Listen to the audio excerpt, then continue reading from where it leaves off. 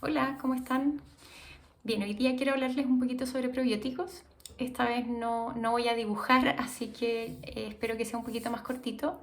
Solamente hablar algunas cosas generales porque teniendo algunas conversaciones la semana pasada y esta me he dado cuenta que existen algunas confusiones con respecto a los probióticos. Entonces, lo primero es aclarar qué es un probiótico. Y yo siempre he hablado de que en el intestino tenemos una microbiota, es decir, que viven microorganismos en nuestro intestino, que son bacterias, virus, hongos, parásitos, y que cumplen una función, o sea que es fundamental que tengamos esos microorganismos, pero dependiendo de qué tipo de bacterias hayan, va a ser si van a ser más o menos saludables para nosotros. O sea, hay algunas que nos ayudan a digerir, absorber correctamente, que funcione bien el sistema inmunológico, que funcione bien el sistema neurológico, etc. Y hay otras bacterias que, por el contrario, no nos aportan tanto y van a quizás generarnos más molestias digestivas o una alteración inmunológica, etc. Entonces las bacterias son fundamentales. Y por eso mismo nacieron los probióticos, que los probióticos son efectivamente conjuntos de bacterias que lo que se busca y lo que se espera es que sean conjuntos, cepas de bacterias, grupos de bacterias que son beneficiosos para nuestra salud. Entonces existen los probióticos naturales que vienen de los alimentos fermentados, que dentro de eso está el chucrut, la kombucha, el yogur, ya sea kéfir o yogur natural, son productos fermentados que por lo tanto necesitan de bacterias para formarse y las bacterias quedan ahí en el fondo, uno las consume, por lo tanto actúan como probióticos. El pero que tienen los fermentados es que muchas veces no se sabe tan bien qué bacterias crecen, no es un ambiente controlado, por lo tanto va a depender de cómo hagamos el chucrut, con qué agua, con qué aire, con qué repollo, o cómo hagamos la kombucha, qué tipo de té usamos, qué tipo de agua, cómo está el aire, y no vamos a saber nunca qué bacterias realmente crecieron.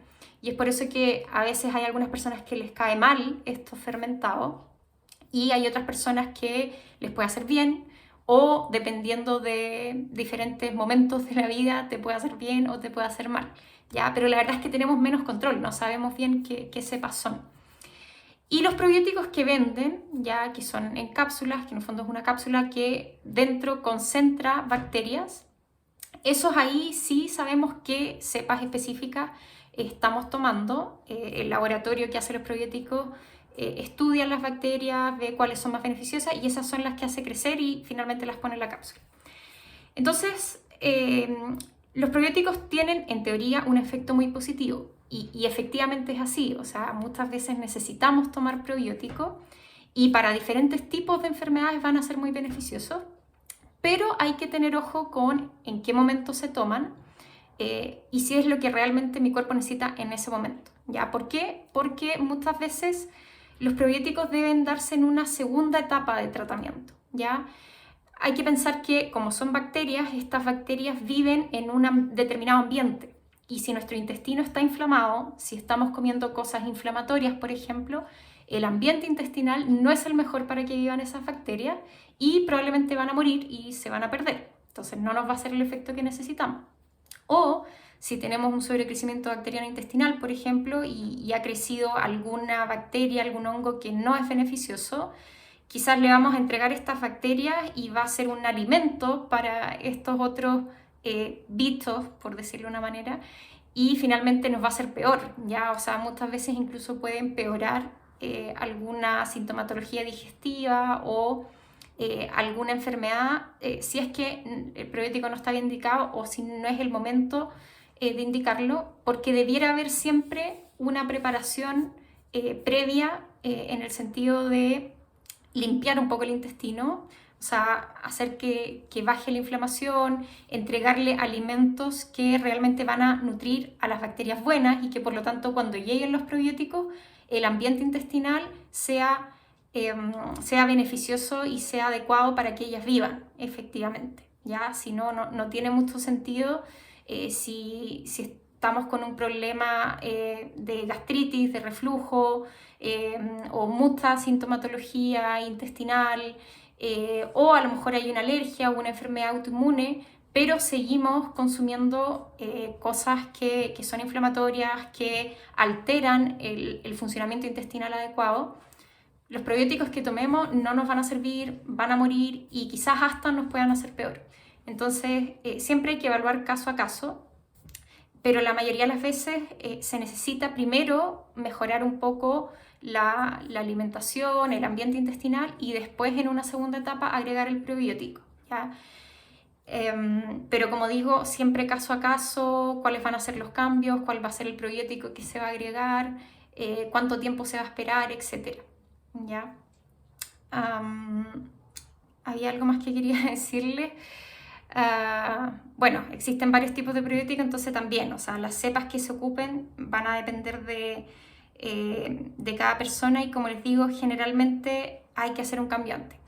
Y la única excepción que pensaría yo en donde no es necesario hacer una preparación, digamos, como un cambio alimentario, a lo mejor sí, pero no es tan necesario. En el fondo, donde sí o sí se necesita el probiótico es después del uso de antibióticos. ¿Ya? O sea, cuando usamos un antibiótico, ese antibiótico mata a la mayoría de nuestras bacterias, entonces necesitamos reponerla, ¿ya? Y ahí, o sea, da lo mismo, en realidad, no da lo mismo, pero no importa lo que estemos comiendo, sino que realmente tenemos que tomar el probiótico igual.